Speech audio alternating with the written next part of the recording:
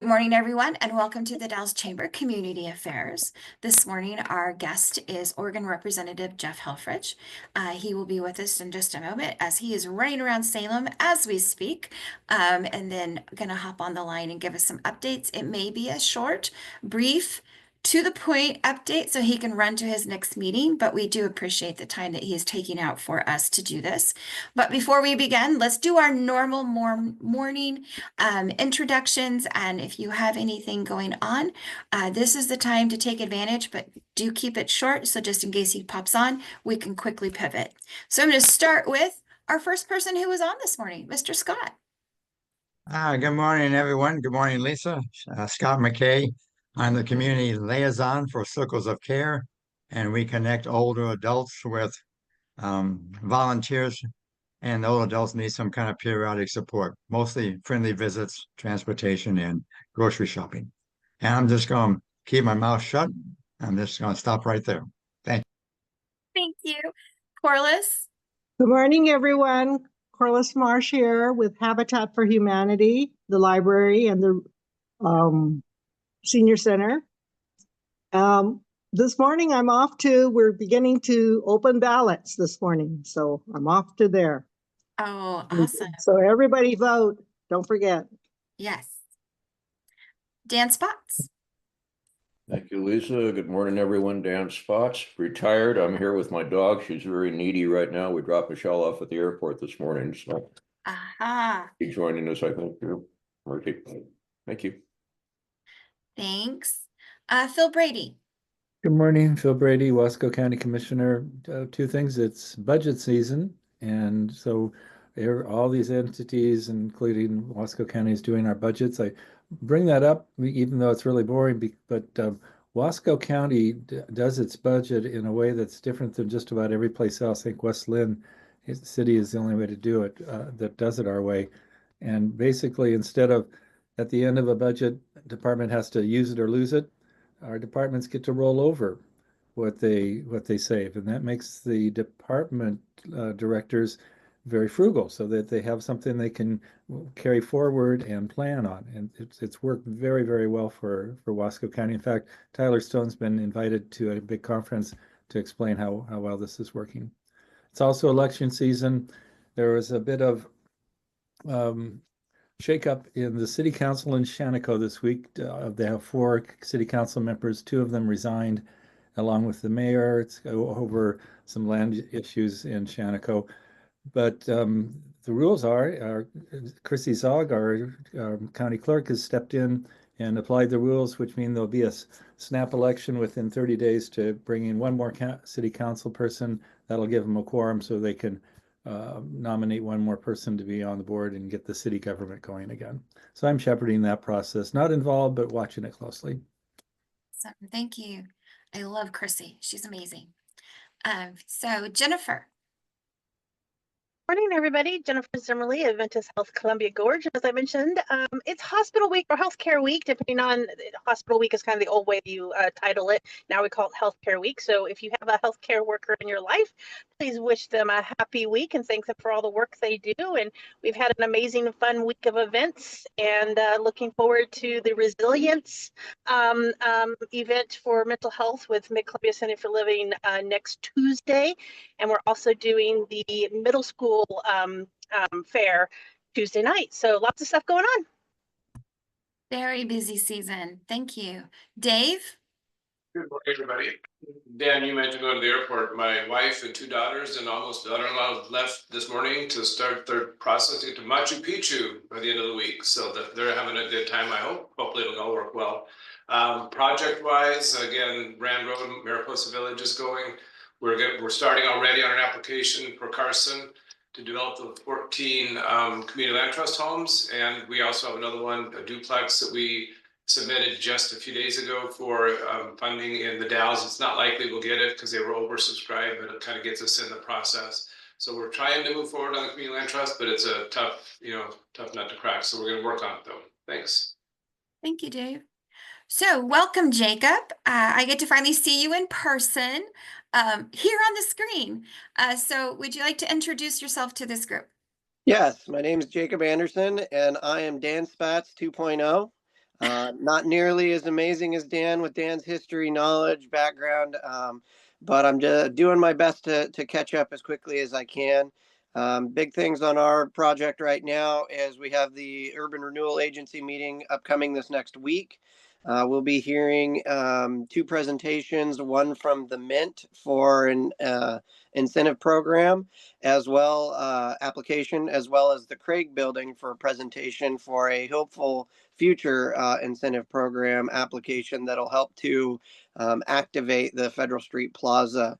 And the big thing on the agenda is, of course, adopting our budget, but more importantly, adopting changes to the incentive program so that commercial projects can be eligible for a up to $300,000 in reimbursement costs on eligible expenses, up from the 50,000. So hopefully that'll get a lot more businesses in our downtown that are interested in putting some of their own money and upgrading their storefronts and their second floors, and we can continue to get this urban renewal dollars out the door.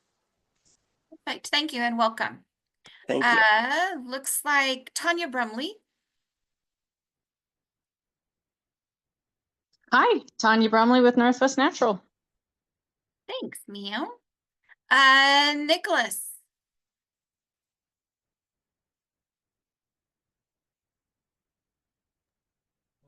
I'm trying to see if I can get this camera working. We can hear you. Oh, excellent. Nicholas Ruiz Anderson, Chief of Staff for State Rep Jeff Helfrich. Excited to be able to take notes, excited to be here with everyone. Really appreciated seeing the continuity from Jacob to Dan, especially with the facial hair, almost identical, so it's perfect.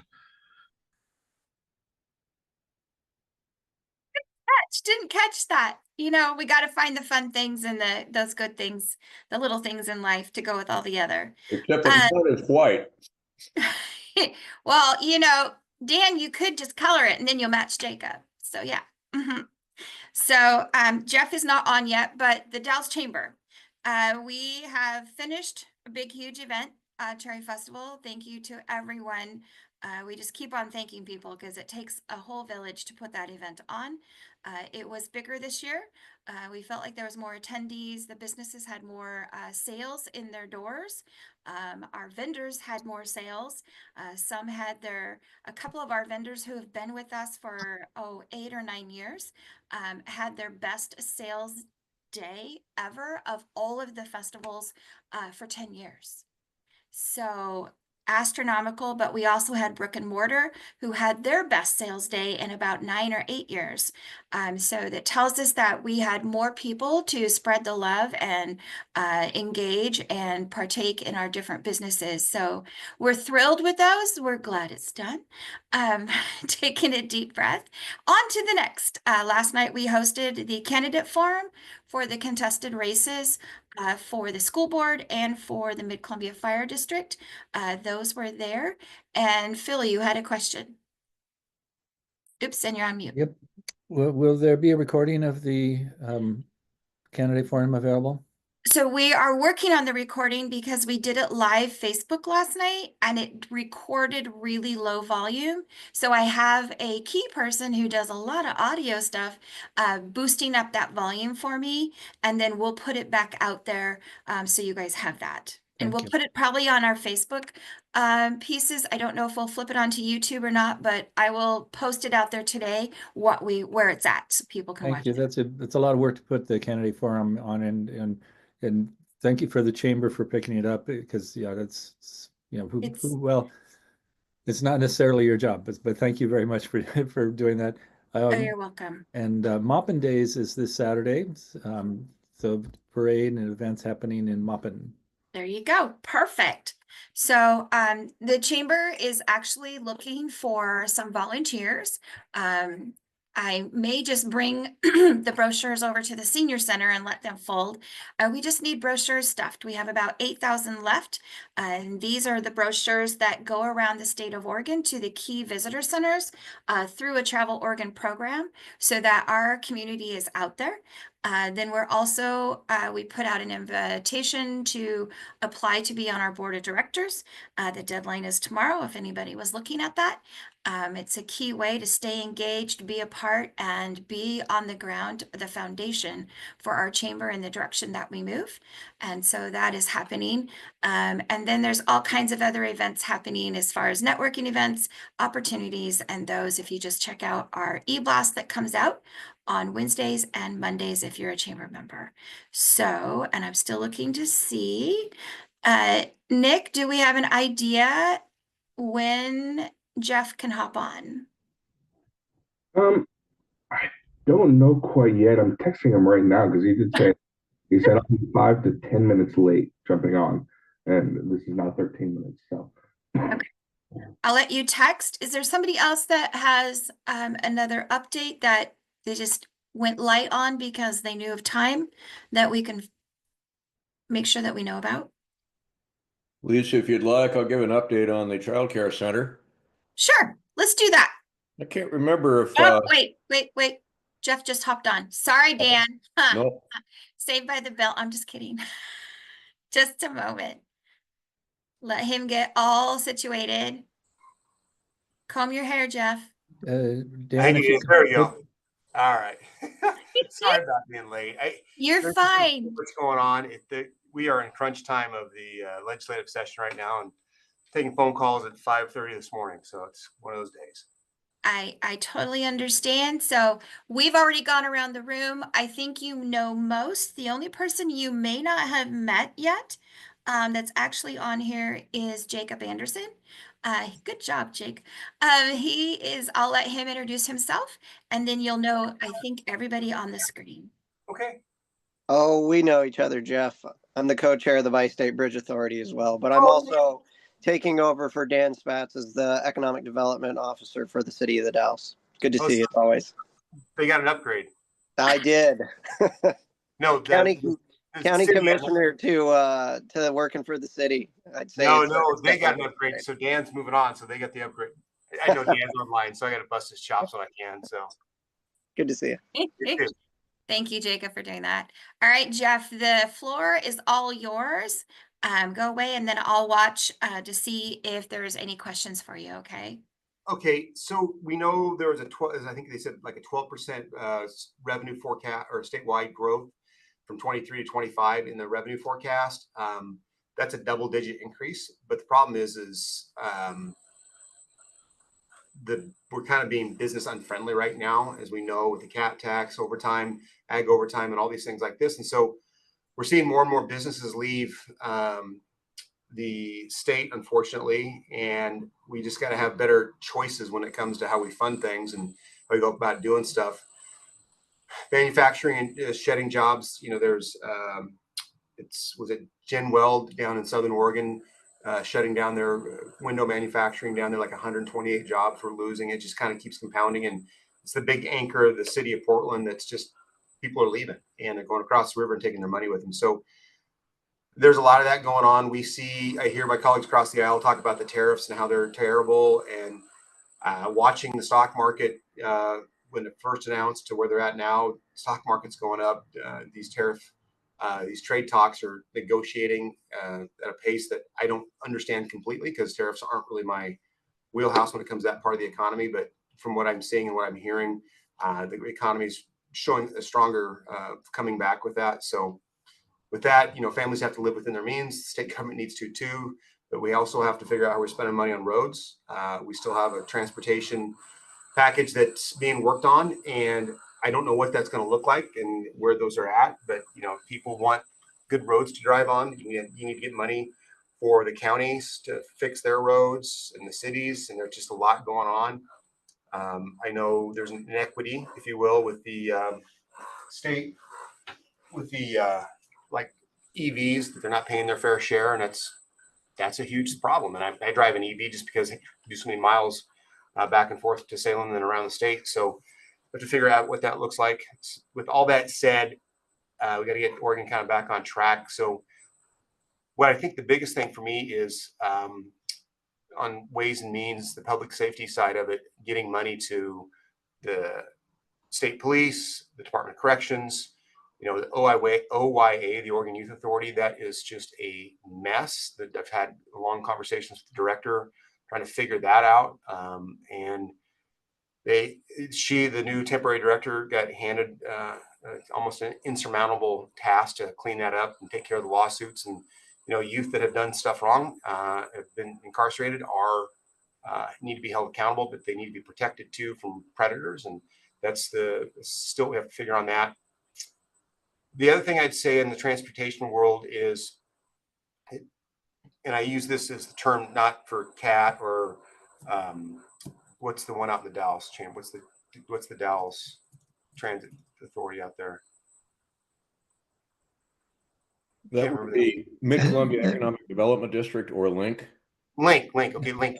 So I know they need dollars out of the STIF for that, but TriMet has decreased users. They're spending too much money. We can't keep subsidizing that. So we've got to figure out a way to make sure everybody gets the money they need. But I think there's going to be some haircuts coming along the line, and what that looks like, whether it's transportation, public safety, or education. I just don't know. I'm not part of those conversations, some of those detailed conversations, but I'm still working hard to get the bridge funding. We'll see what happens with that project. I know Mosier has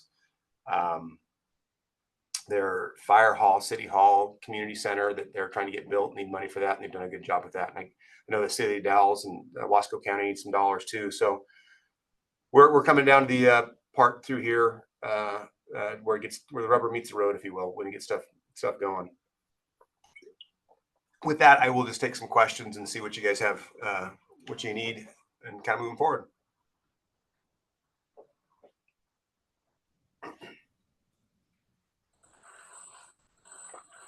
You're all quiet. It was doom and gloom. Wow.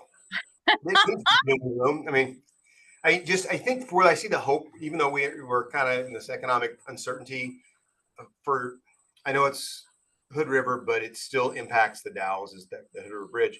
Washington did step up with that, their final portion of that. So now the state of Oregon needs to step up to show that we have skin in the game and to get that going. I think we're close. The other thing I'd say is that the I-5 bridge is not being talked about at all, which is good, because that is just going to be the biggest lift I've ever seen. That challenge, it'll probably hit $8 billion by the time they're done. Billion.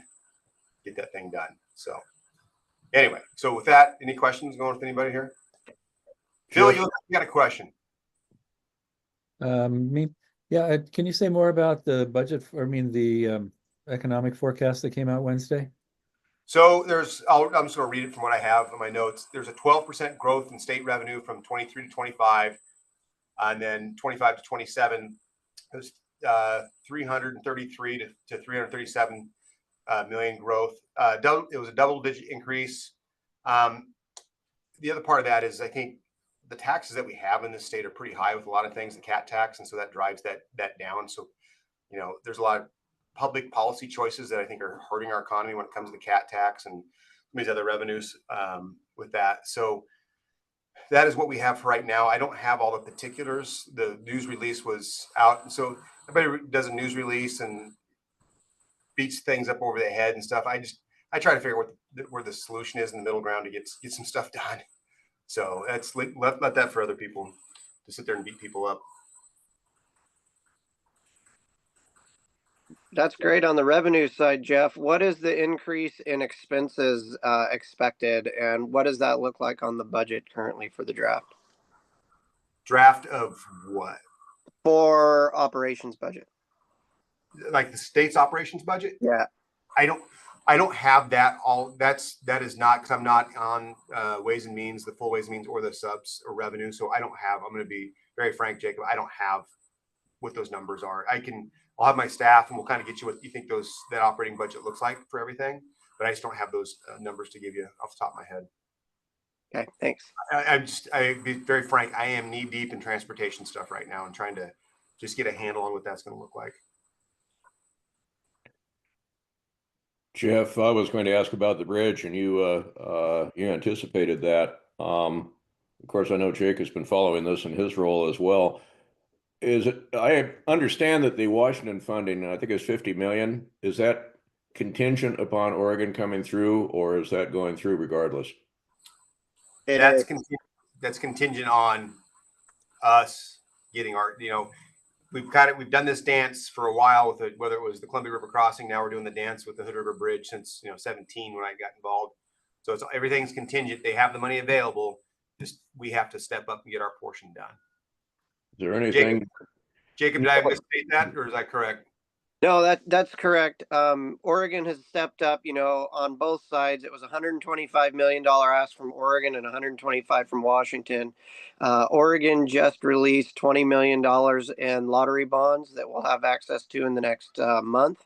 Right. And that's great. And so thank you very much. But right now what we need is the other $105 million commitment for Oregon. I know it's a lot of money, but it's nothing compared to I-5. No, like I said, I am working very hard, and so it's just we can't thank you enough, Jeff, for all your hard work. My hair's got a little grayer this session trying to figure that one out. That's the $105 million question, getting that done. Yeah. What's the other thing I was going to talk about? So there are some dollars when we were in the talks about deflection, and I know the resolution center out there in the Dalles, and that's been kind of a conversation that Department of Corrections and Community Corrections and stuff. I had somebody in my office, and Phil, I'm going to ask you this question, and maybe you don't know the answer to it, but there's a drug that they were giving people that are addicted to opioids, and it's a 1 shot a month injection, and to help them, it binds with the chemicals and the transmitters that keep people wanting to use opioids, and it keeps them from wanting to use it. It relieves that pressure from wanting to use drugs. Do you know, maybe you should ask Lane or whoever else is running Norcor or whatever, but that seemed like it was a pretty good, for the funding request, what they want, it's a one-time injection a month that they can give them. They don't have to worry about taking it daily and making that choice. Well, do I want to take my daily meds to keep myself off of opioids or not? But I asked them to come back with a study of how that has done over the years since it's been used. And I think it was 17, she said they started using it. But they would talk about how that drug kept people from having to make that daily choice whether they should be on another drug to keep them from using opioids. But I asked them to see what the cost was outside of that, because if there's the recidivism rate is driven down because of that, that's a win when it comes to all of this, getting people, once they're held accountable, and get them on, the counseling, maybe some medications to keep them from wanting to use those drugs. Have you heard of anything about that with Wasco County? We just had a presentation by ORTC, or I think it's Oregon Recovery Treatment Center, who are opening an office in the Dalles in the next 6 months, and they do medical MAT, medical assisted treatment using mostly, I'm looking here, buprenorphine, naloxone, and Suboxone, and methadone. Right. And so methadone, those aren't the once a month drugs, as I understand. Methadone's the every day, but there's another one that they're using in DOC. They're going to push it outside of the community corrections. And I had that conversation. I think it's called Vitribol. Vitribol is how maybe you say it. It's a newer class drug, and they're having success with it. Right. That's it. Thanks, Jennifer. That was really piqued my interest on that, because that can really help, I think, drive down long-term costs. For $1 spent there, it saves $5 at the other end. And you start looking at that. She started going down that route of the economics of it. And I said, how does it help people, and does it keep them off drugs, and so they can make better choices? And so I'm really interested to see where that comes from, and maybe they can do something out there in the Dalles when we have that conversation again when they come to my office.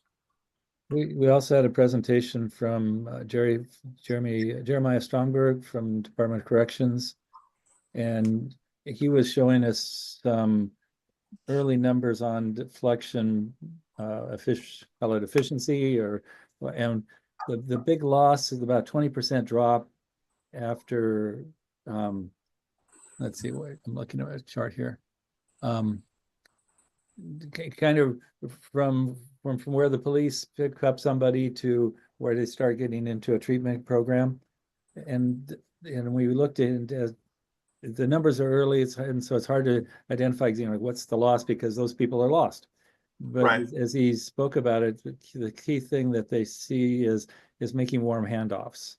If it's as long as if you can get the treatment center really close to the police, so that the police go right there and put them in the waiting room, then the success improves. That was the other presentation they had, because every county does it different. If you look at Washington County and Clackamas County, and some other counties that do the enforcement portion first, and then they hand that person off to the deflection side of that. That is where the success, it seems, in talking to them, where it was at. Where Multnomah County was just drop them off, and then some made contact, some didn't. There's some disparity in numbers, and I got kind of got really the devil in the details on that one. I remember a couple weeks ago in that committee when they were giving their budget presentation, that we have to do better in that, like you said, that warm handoff, and there's more work to be done. It's just the easiest way to say it, but I think there's a lot of hope to get the people the treatment they need, but you have to have that motivating factor for the enforcement side of it, the accountability side. Yeah, that's important. The numbers, we're still pretty low on Hood River and Wasco together. Have only had 3 deflections, so hard to make judgments on pretty low numbers so far. Yeah, you got to try, and then it didn't work. Try something else. Anyway, I got opinions on that, but my opinions aren't what the policy needs to be. So,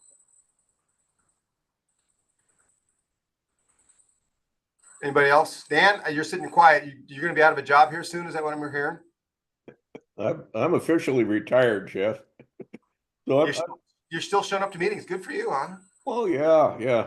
Jake is doing a fantastic job. I haven't received a text message all week long, and only one last week. Jake took it over. Good work. Well, we all know Dan, and as you can see, he won't retire. So if I keep texting him, he'll just stay. And we all know he's not going to make it more than 3 months, and he'll be back volunteering full time. Yeah, give him a minute. He'll take a vacation. I can't take any more vacations. Yeah. Oh no, we've already got him volunteering as of the end of this month. Oh. One of us knows how to do that. So yeah.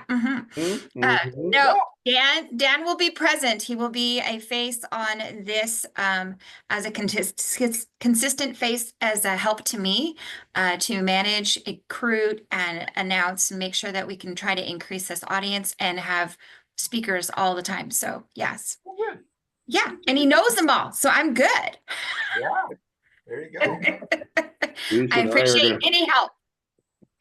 Lisa and I will be talking strategy on that one. Yes, we will. Yep. Looking forward to it. I'm not letting him go, so you guys will at least get to see him on Thursday mornings. Yeah. Let's see. I saw some. I see Scott. I see Dave. Dave or Scott, do you guys got anything for me? No, Jeff. I was just interested in how mental health worked with public safety, and you kind of addressed that issue already. So. Yeah, I don't have much either. We're working on Mariposa Village. I don't know, how much it was. Not necessarily. There was state funding there. I don't remember when it was actually. Those are long term. I know we started that about 3 years ago, so I don't know which sessions paid for it, but it's That'd have been 23 session. Okay. I pushed that $250 million debit card the state gives us to help fund that. But yeah. Appreciate it. And then we had some federal money in there that stayed, which was nice too. We had it already mostly spent by the time they started cutting back on some federal budgets. So no, it's going well. We're breaking ground at the end of the month. Good. All right. I can give you a bit of update on some of the renewable energy projects that are going on. The one that is kind of, I guess, the most deserves the headlines is it's called it's being put, the developer is Bright Night, and it's happening on Juniper Flat, which is south of Ty Valley and real close to the unincorporated community of Pine Grove. Now there's a Pine Grove in Hood River County. This is Pine Grove in Wasco County. So pretty much about 10 miles west of Maupin. Yep, we go turkey hunting up there. Yeah. And the development is large, 10,000 acres, 1,000 megawatts, which for scale is the Dallas Dam is 2,000 megawatts. And it's close. Quite a few landowners have opted into it. The land there is production, but not. You can farm it, but you can't make a living farming. Is one way to describe it. But there's about 18 landowners who are not joining the project, and so they're going to be surrounded by solar panels. The issue came to a real head in Umatilla County and of whether setbacks should be allowed. Umatilla County had put in a setback requirement after the permitting process had started for I think so it was wind turbines. And when it finally got to the final ruling at FSEC said, we're not going to recognize the county rule at that point. So that issue is a real hot issue. If counties have a rule, does FSEC need to recognize it? Wasco County's setback rules are minimal. So it's not going to be a point of contention here. The last thing I want to say is at the notice of intent hearing, there was a large crowd. It happened in Maupin, probably 100 people, lots of people testifying for and against, and it was very civil. I was proud of everybody that people after the meeting, people started talking to people who had an opposite position on the issue. So it's moving forward. It's contentious, but people are behaving themselves very well. Yeah. So the other thing, and I don't know if you've joined that Eastern Oregon conference call. There's some of it's, I think there's good information sometimes, but Mark Owens is knee deep in water issues. And I just don't know a lot about those water issues. That's just not, they gave a presentation the other day in caucus, and some of it I just glossed over, in-stream rights and all this stuff. So it's, it's just above my head on some of this, but I don't think any of it really affects the Dalles. Anybody that has existing water rights right now, we're good. But I think it's more so some stuff out in Eastern Oregon, because you've got surface water and then water that's well water type stuff and the aquifer type things. And so it's been interesting just hearing a part of those conversations. And I think the biggest one was, if you have somebody that has a small farm and they're growing flowers, that's fine. But if they go to sell the flowers and they don't have the right water right in their acreage, they can get sideways with somebody if they complain about it. And it's just I throw my hands up in the air at some point in time. It's like somebody wants to grow flowers, sell them on the side of the road, they get in trouble for it. So it's just like, that's going to get cleaned up here pretty soon too, I think. So it's some of an issue in Wasco County, and asked Tanya to add in here because it's a problem in her neighborhood of the water tables around 15 Mile Creek, correct? Have been dropping, and there's a study's being done, but it's hard to track water under the ground. Right.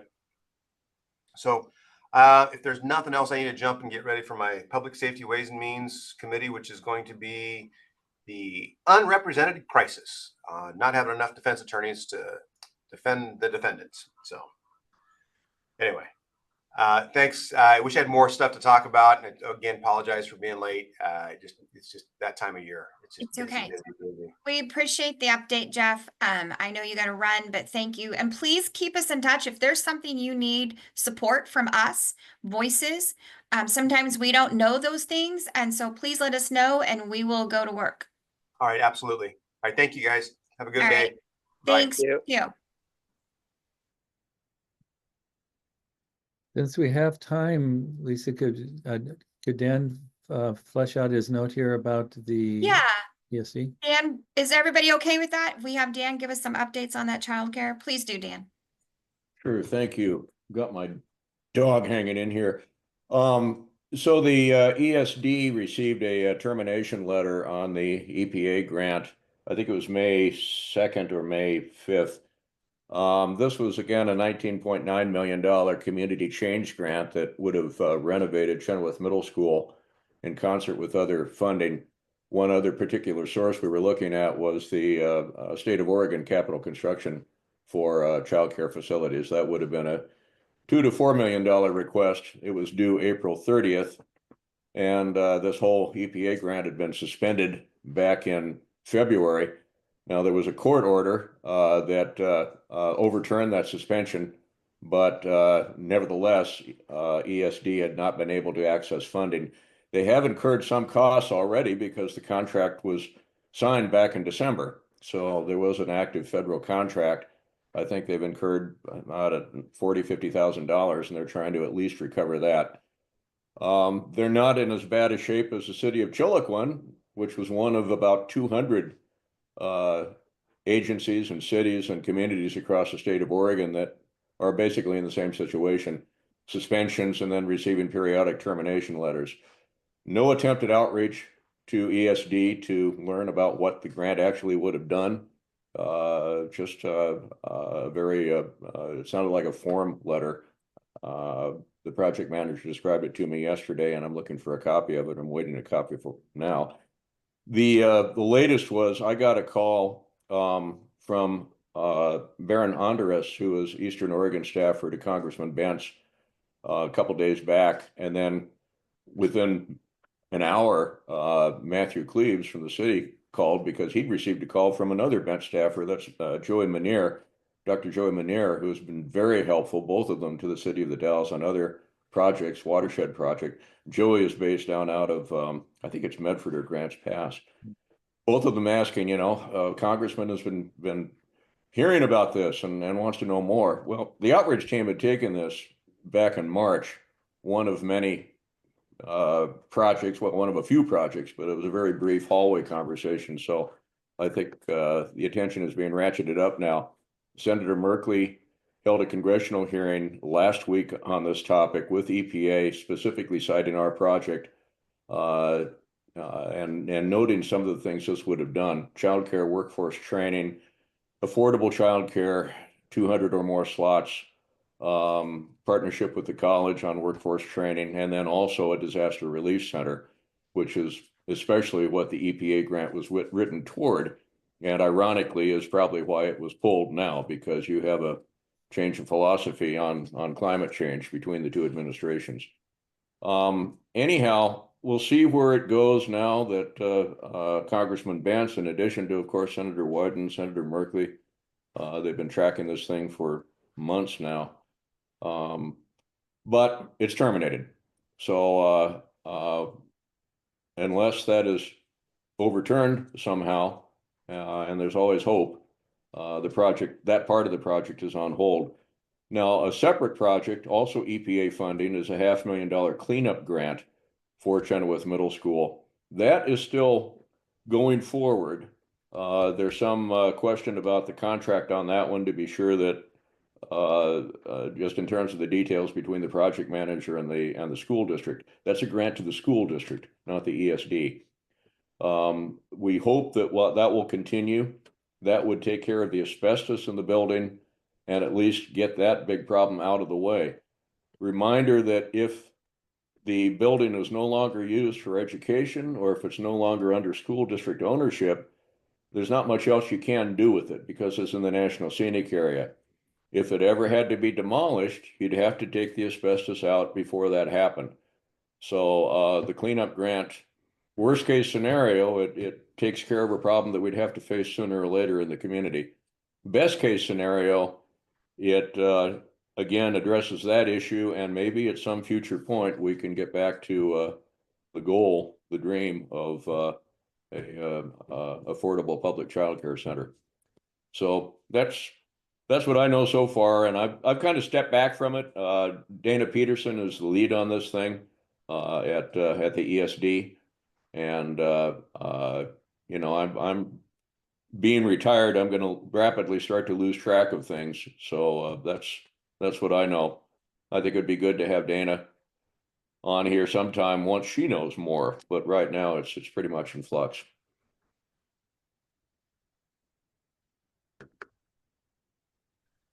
Be careful. Retirement and losing track of things goes together. Yeah. That's why I want to stay engaged in community affairs. So this will keep me give me a little bridge. Thank you for that update, Dan. Appreciate it.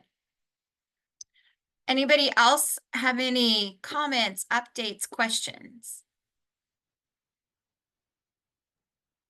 I just have one. So we have got our $500,000 brownfields grant, and so we are starting phase 1 and phase 2 assessments. We are processing the backlog that we'd had for about the last year, and we're getting those started. But we're gonna likely this next month be coming out with a NOFO on the brownfields program. But if anybody knows of any potential locations within city limits, please send them my way and I can get in contact with them. Sounds good. Thank you. And Lisa, Yes. I'd just be kind of interested in what Jacob's background is. Just a kind of an introduction of himself. Sure, Scott. Go for it, sir. So I started about 10 years ago in Klickitat County as staff in economic development and natural resources. So I was in charge of our broadband. And then during COVID, I created the small business grant program for the county. And then I unwisely became a county commissioner a little over 4 years ago and did that for 4 years and decided it was far better to be on the staff side actually getting things done than just getting yelled at. And I'm happy to be here in the city of the Dalles. It's a lot to change from one state to the other. I also serve on the Bi-State Bridge Authority to replace the Hood River Bridge, so I do have some experience dealing in Salem as well as with Oregon law. What I like to say is if you took the laws in Washington and you took the laws in Oregon and you let me mix and match them together, you could create something that makes a lot of sense. But each state does things completely weird in certain categories. I don't think anyone on the screen is going to disagree with that. And you're fortunate to work with Rob Van Cleve, then, an old Wasco County employee. Yes, Rob was our HR director and my right-hand man, and I learned a lot from Rob. He's a really amazing guy. Same here. Yeah. Thank you, Jacob. Anybody else has some other updates or questions? Because if not, I don't mind gifting you a 15 extra minutes of your day, which we don't usually get from anything. So, I'm all about that. I am going to let you guys go. I want you guys to have a great weekend. There's all kinds of things happening. Check out that community calendar on our website. It's a great way to be engaged and support local. Don't forget to vote. There's your best way to be engaged in your own community. And then I'm going to be reaching out to Nicholas on some other issues, and I'll give you updates if there's some things that we need to talk about, or at least get to you in email. If there's other legislative issues that maybe we don't know about as the chamber that we need to be advocating for, informing or educating our own community of what's happening, please let me know.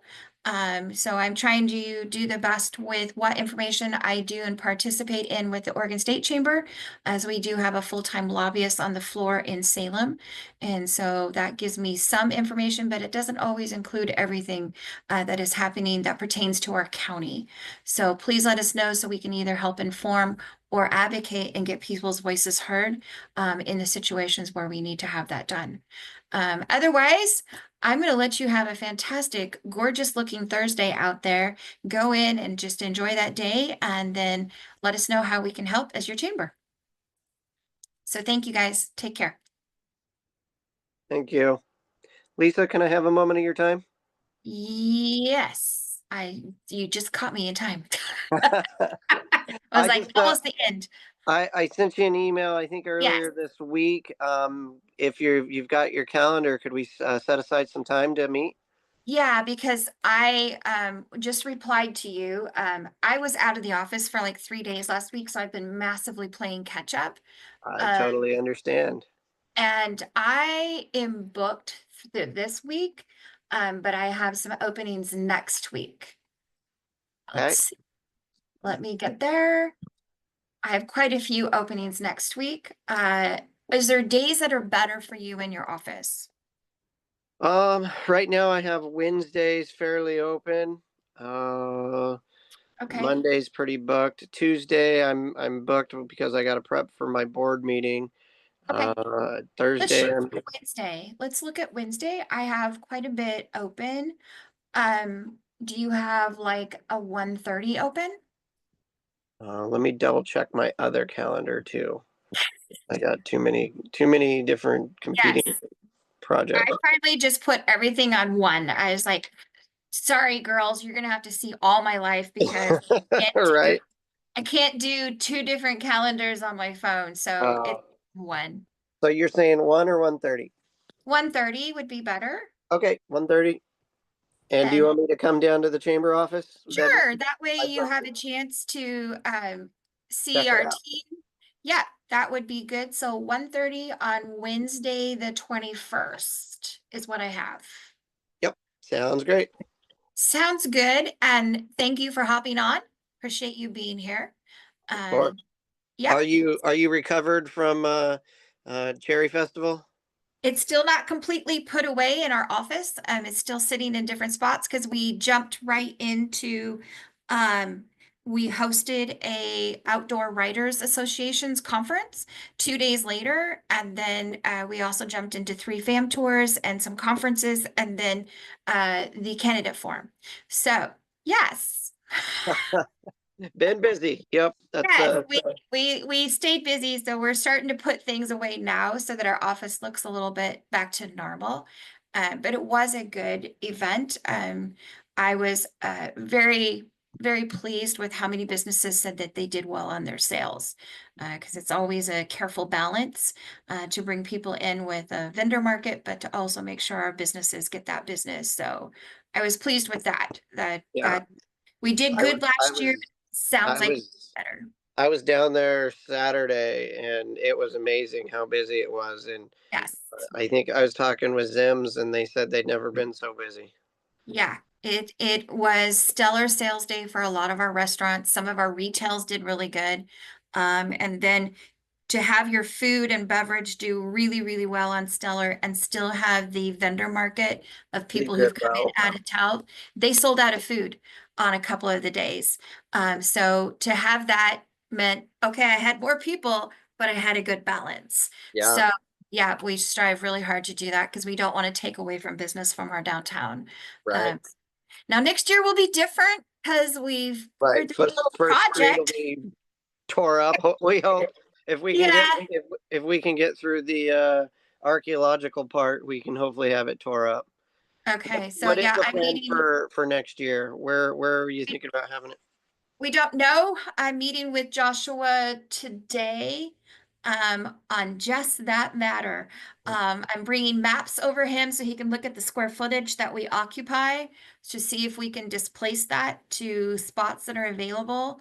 I have a couple challenges with that because the carnival, which is one of our key funding sources for revenue, because we get a kickback from all of their ticket sales.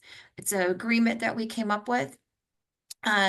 When them and then our vendor market is also our main revenue source. Those two revenue sources are necessary in order to make the whole Cherry Festival not in the red. Right. So, yeah. How much do you bring in off of the vendors versus the carnival side? So the carnival, we bring in about 23 grand net. And the vendors, I don't have that number in front of me. But I'm gonna say at least probably 5 or 6 grand Okay. them. But they go hand in hand. One helps the other make money, and this one helps this one make money. So they want to be together, otherwise it doesn't work very well. And so to figure out some of those logistics, but yeah, I have a meeting with Joshua today with maps and square footage. So we'll see what comes up. I'm just not sure how this is all going to work because I do need that carnival piece with the other piece, and it's a little tall in a couple spots. So yeah, so we'll figure it out and then go from there and then adjust and pivot. So, but yeah, who knew because this event 12 years ago was a matter of a block and a half long. in one day. Mhm.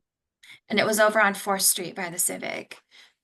So we shifted it to more blocks and then finally over to the area where we have it now, and then shifted it to Friday, Saturday, and Sunday. So it has grown immensely in a good 10 years. So, yeah. Yeah, I wonder if there's a way to try to piece together what the economic impact is of the festival. I can do, once I have my data, it'll probably be about 30 days for confirmed data. I can tell you how many people were in our downtown. And then I can also tell you of those people, how many were from out of town. And then I should be able to pinpoint in on that, how many of those actually spent the night. And do that because I have this wonderful thing called Datafy, and it uses cell phone data. And Really? yeah, Okay. it's crazy cool software. It's expensive, but I use it. I pay for it with my tourism budget so we have access to it. And that's how I give some of my data reports to the city council for our tourism contract. Okay. It's crazy. It's scary to think that they can get that much information, but we should know that they can get that information. So Right. we That's utilize it. awesome. Awesome to Yeah. know. So you can make estimates on the people. You can't really make you have to make assumptions on how much each person spends. They can give me, they have a algorithm that they do and calculate, and they can do a little bit of a projection, but not totally accurate. Some of it's because it's based off of 2 of the credit cards. So it doesn't use, They get the credit card information too? yeah. Oh, So wow. it's a projected, it's not exact. Right. They can do those reports based off of those 2. So it also tells me what kind of person they are as far as young, outdoor, recreation, visiting, family, if that information has been registered anywhere with their cell phone use. Oh my Oh, goodness. yeah. You Oh can my go as goodness. deep as you want on How, it. how much is that software? So it is about $16,000 a year. Mm-hmm. And then we budget 20 because I also do 2 campaigns with them in the year because they use our direct data to do a digital campaign and go right into those people that are our target. Got it. But then they can take that digital campaign, and if a person has clicked on it, their phone is registered, and then they can monitor that specific phone number if it comes to the Dalles and stays. Hmm. So if they've clicked on that ad, they can tell me later on. I have a year result from one of the campaigns I've done before, and it showed me within the next year of who clicked on that original digital campaign that came to the Dalles and how long they stayed, and so what that economic impact was from them clicking on that ad. I'm a kind of a data nerd at times, so I would love to sit down with Yep. your information and Yeah. start going through it at some point. Yeah. I mean, I'd be. other than the fact that I'm drinking from a fire hose right now I and know. trying to put all these things together, but I'm Yeah. really excited. I didn't know you had access to that. Somebody had reached out to me trying to market that data to me, and so it's good to Oh, know yeah. that you guys already have it. So there's 2 different companies that are probably in the gorge. One is Datafy, and I am blank at the moment at the other one. And our other DMO, our DMO has access to the other one, and we can send her a scenario and a location in that, and then she can do the research and give us the report. So I didn't see the need to do both. Okay. Datafy gives me that overall tourism drive, not specific honing in on a business, but I'm looking at downtown, I'm looking at the port, I'm looking at the Dalles as a whole. Mhm. I even have our fishing docks at Rowena, the Meyer Park, and then the Deschutes, and then the Dalles dock. I have those 3 separate so that I can actually pull those up at like opening day of salmon and how many people are here and if they come to us. So, Interesting. oh yeah, you wouldn't believe, it's crazy how many people are on our fishing docks. It Uh-huh. it is an economic driver. for this community. So it is huge because we're the one with the most hotels right here, closest between because they'll go to Mayor Park to go to Klickitat. Obviously, it's easier for the Oregon side, and then they'll go to the Deschutes. So we're that stay place in Right, it's in the between for middle. supplies. Wallow in your beer because you didn't get one, or celebrate with the beer because you did. So it's a win-win situation for us. So, but yeah, but I've also brought mini bass tournaments here, which are great. We actually host one that is one a month for 4 months, and it's a 2-day, so they have to spend at least one night, and they get up at 4 o'clock in the morning, so they usually spend 2 nights. Right. But we actually sponsor that, and there's usually 60 boats involved coming that, and there's 2 people per boat. And so, but they do that 4 months, and then they do the Grand Champion in about October over in Boardman because they have to have a different waters to fish in for the Grand Champion. So, Cool. but yeah, that's Drain Raider, and this will be their 2nd year, starting in June, that they've been doing that tournament with us. And so we brought a great big huge one that got televised on the sports channels. So we tried to capture and market and take advantage of all of those different fisheries that just found out that were pretty cool. So Nice. yeah, we have large and smallmouth bass, so it meets the different criteria for many different bass tournaments and not just a few. So yeah, but we're working on that. Of course, we have all the other aspects of tourism, but I found a low-hanging fruit that started bringing dollars right away. And with the tourism, so I wasn't really involved. It was Dan's last kind of hurrah. We were working on different projects, but getting the tourism dollar agreement, and you've had a chance to review that. So Matthew's gone over a few things with me. So we're still talking. It's Okay. not final. They're not announcing the final decision until June 2nd. So I'm working on it. He keeps changing things. And he keeps wanting to add things, but so far no price change. You're So right. I'm working on that. So Okay. yeah, so we're working on that so that it's a good mutual agreement between two and not just beneficial. I'm going to say this, beneficial for the city. It needs to be beneficial for both. So it's been a lot of ups and downs and stress for the last year with this change in perception. So we're doing our best to make sure that everything goes out smoothly Good. to the community for perception. So, but yeah, we're working on that. He's Alrighty. left me Well, a message yesterday. I'll let you get back to it. It's after 8 o'clock. So yeah. And then we've got that on the calendar, so we're good to go. Yep. We'll All look right, forward to seeing you thanks. soon. Okay, thanks. Bye. Bye.